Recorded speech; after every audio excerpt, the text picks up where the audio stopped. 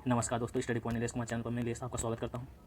आज हम जानेंगे कि संविधान सभा क्या है, संविधान सभा में कितने सदस्य थे, कौन से सदस्य कहां से निर्वाचित हुए, क्या इनका निर्वाचन के द्वारा चुना जाता था या मनोनीत किया जाता था, ये सब हम जानेंगे। बस आपको ध्यान से सुनना है, बाकी तो लिखा हुआ मैटर आपके पास मिल ही जाएगा। तो संविधान सभा जो कैबिनेट मिशन 1946 में आया था, भारतीय संविधान के निर्माण के लिए संविधान सभा की ज़रूरत पड़ी, जिसमें से सदस्यों ने बैठकर चर्चा विमर्श और सदस्यों के मनोनीत किया। प्रत्येक 10 लाख में एक व्यक्ति को मनोनीत किया। कुल सदस्यों की बात अगर करें तो संविधान सभा में 389 और जिसमें से 293 ब्रिटिश प्रांत और 92 देसी रियासत थी। 293 ब्रिटिश प्रांत की सीटें थी और 92 देसी रियासत प्रांत से सम्मिलित थे। 4 चीफ कमिश्नरी शामिल थे। टोटल मिलाकर 389 सदस्य थे और प्रति 10 लाख में एक व्यक्ति मनोनीत किया जाता था। विभिन्न संप्रदाय के लोग भी सम्मिलित थे, जिसमें से मुस्लिम, सिख और समान। अगर प्रमुख की बात करें तो प्रमुख उसमें से कांग्रेस महत्वपूर्ण भूमिका निभा रही थी और उसमें से मुस्लिम लीग 2 प्रमुख थे जिनके पास बहुमत दल ज़्यादा था। पहली बैठक की बात करें अगर तो 9 दिसंबर 1946 में पहली बैठक हुई और पहली बैठक में ही अस्थायी अध्यक्ष के रूप में डॉक्टर सच्चिदानंद सिन्हा को अस्थायी अध्यक्ष मनोनीत किया गया। 11 दिसंबर 1946 को दूसरी बैठक होती है, जिसमें से स्थायी अध्यक्ष डॉक्टर राजेंद्र प्रसाद को मनोनीत किया जाता है। 13 दिसंबर 1946 को जवाहरलाल नेहरू एक उद्देशिका पेश करते हैं कि हमारा संविधान कैसा होना चाहिए, स्ट्रक्चर कैसा होना चाहिए। उस उद्देशिका के माध्यम से और हमारा संविधान निर्माण, संविधान की प्रस्तावना में, जैसे इसके पहले मैंने बताया था, उद्देशिका को ही संविधान की आत्मा या संविधान की उद्देशिका या प्रस्तावना कहा जाता है। उद्देशिका का मतलब होता है ऑब्जेक्ट, हमारा संविधान कैसा होगा, क्या महत्वपूर्ण बातें होंगी, ये सारी चीज़ें प्रस्तावना उद्देश्य होता है। अगर प्रस्ताव की बात करें तो 22 जनवरी 1947 को प्रथम अध्याय प्रस्तावना एक सलाह समिति बनाई गई। एक सलाह समिति थी जिसमें से उसके प्रमुख थे BN राव, नाम सुना ही होगा आपने, BN राव।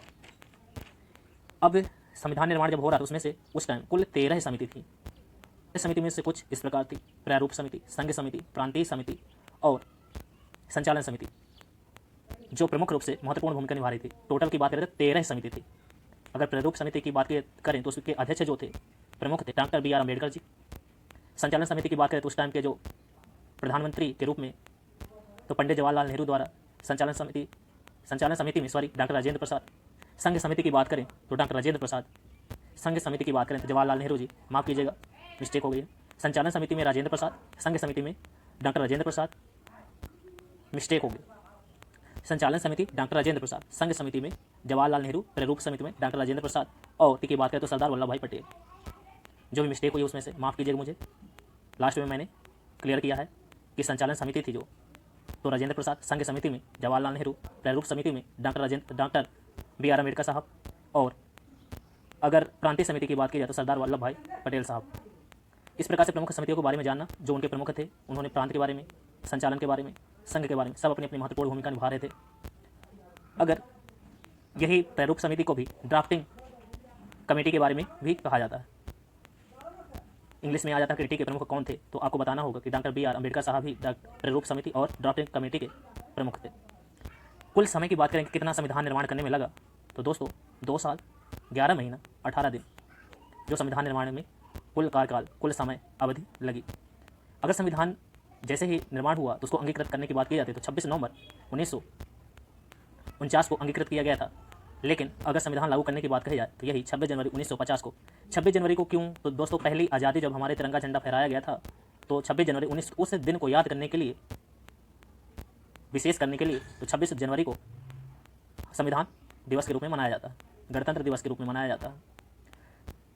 अगर जब अंगीकृत हुआ था उस टाइम पे कितने सदस्य थे? 284 सदस्यों ने सिग्नेचर किया और संविधान सभा में संविधान को अंगीकृत किया। जिस समय लागू हुआ तो संविधान में कुल कितने अनुच्छेद हैं? तो 395 कुल अनुच्छेद हैं। भाग की बात करें तो 22 भाग हैं मूल संविधान में 8 अनुसूचियाँ थीं, जो संशोधन के बाद धीरे धीरे करके 8 + 4 12 अनुसूचियाँ हो गई हैं। वर्तमान में 12 अनुसूची, लेकिन जब मूल संविधान बना था, निर्माण हुआ था, उस टाइम पे 8 अनुसूचियाँ थी। अगर पाकिस्तान का निर्माण जब हुआ, उस टाइम में से 389 सदस्य में से 299 सदस्य मनोनीत प्रक्रिया के आधार पर, और अगर सदस्यों को पूछा जाए कि क्या सदस्यों का चुनाव होता था, तो नहीं। उस टाइम पे जब सदस्यों का संविधान सभा के लिए सदस्यों का चयन किया गया, तो वह मनोनीत प्रक्रिया के माध्यम से सदस्यों का चुनाव किया गया था। ये जानकारी आपको समझ में आई होगी। कंटेंट आपके पास तो लिखा रहता है, बस सुनकर याद करना बहुत ही महत्वपूर्ण, कारगर साबित होती है। दोस्तों, अगर आपको वीडियो पसंद आए तो वीडियो को लाइक करें, शेयर करें, और कमी लग रही है तो कमेंट बॉक्स में उस कमी को बताएं, जिसमें से हम अपनी कमी को, गलती को सुधार कर सकें। वीडियो को अधिक से अधिक शेयर करें। जय हिंद, जय भारत।